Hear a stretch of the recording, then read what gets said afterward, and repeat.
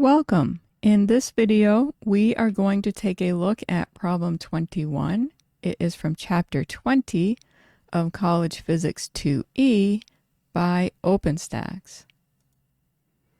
In this problem, we need to find how many volts are supplied to operate an indicator light on a DVD player that has a resistance of 140 ohms, given that 25.0 milliamps passes through it. Let's start with what we know. We're told it has a resistance, so that's R, and the resistance is 140 ohms. Next, we're told it has 25.0 milliamps running through it or passing through it. That is the current. Amps are the units of current. So current I is 25.0 milliamps.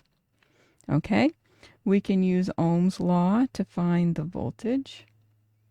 And that is V is equal to IR. So we have V is equal to I is 25.0 milliamps. Okay, the resistance is in ohms, and an ohm is a volt per amp. So we need to convert the milliamps to amps. In 1 amp, there are 1,000 milliamps. Okay, and next we multiply by R, which is 140 ohms. Okay, now we will get the units of volts. I did the computation and I got 3.50 volts. This is one of those times where the variable is the same as the units, so just keep that in mind. It really depends on the context. I hope you found this helpful.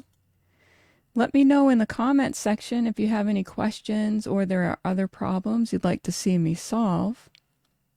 Thank you for watching. I'll see you in the next one.